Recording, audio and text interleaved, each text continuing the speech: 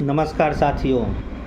आज कहानी भारत के उस प्रधानमंत्री की है जिसकी गलती की वजह से पाकिस्तान की सरकार ने रॉ के 300 एजेंटों को तरपा तरपा के मार डाला और बाद में पाकिस्तान की सरकार ने उस प्रधानमंत्री के एहसानों को भी चुकाया।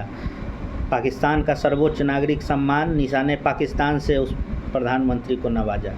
उस प्रधानमंत्री का नाम था मोरारजी देसाई, जो कि भारत के पहले गैर कांग्रेसी प्रधानमंत्री थे। तो कहानी कुछ इस प्रकार है कि अंग्रेज़ों ने 1887 में आईबी की स्थापना की थी, जिसका काम था जासूसी करना, भारत के अंदर भी और बाहर भी खुफिया जानकारियां जुटाना। जब भारत आज़ाद हो गया तो यही आईबी को भारत सरकार के अंडर में काम करने लगी। तो भारत के अंदरूनी खतरे को और सीमा के बाहर की भी जासूसी करने का पूरा कार्यभार जो है आईबी पे ही था।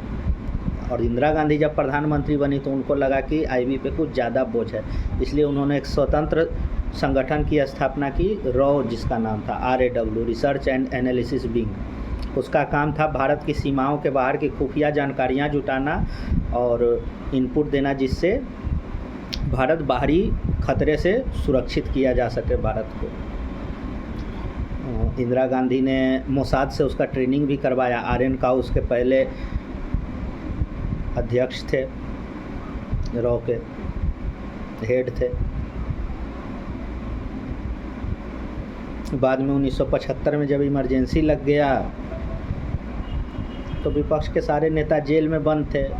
फिर बाद में 77 में चुनाव की घोषणा की इंदिरा गांधी ने, तो सभी विपक्षी नेताओं को छोड़ा गया।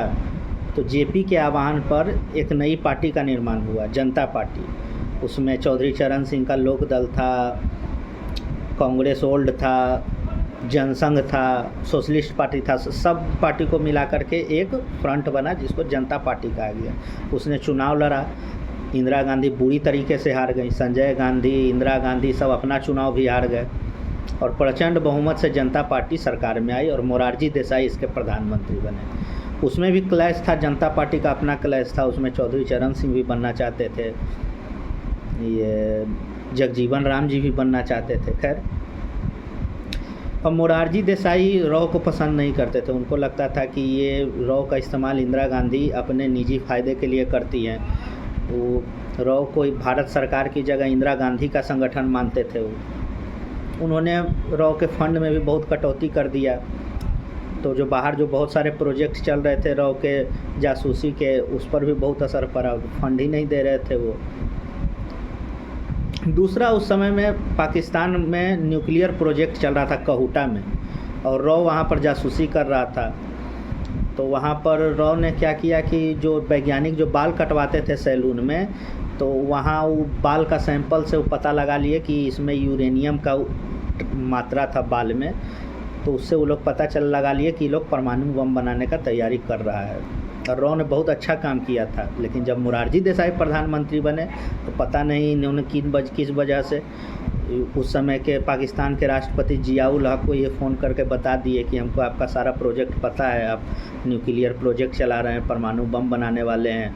और ये भी बता दिया कि रॉ के हमारे एजेंट्स पाकिस्तान में हैं।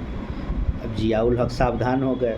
उसके बाद उन्होंने कहूटा का तो जो न्यूक्लियर प्रोजेक्ट था उसका सुरक्षा तो किया ही किया, और खोज के पूरे पाकिस्तान से 300 से ज़्यादा रॉ के एजेंटों को मारा, यातनाएं दी, डबल एजेंट बनाने का दबाव दिया।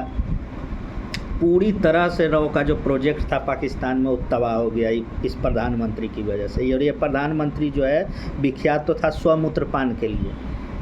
आजकल तो लोग गौमूत्र पीते हैं, ये अब स्वमूत्र पीने के लिए विख्यात थे।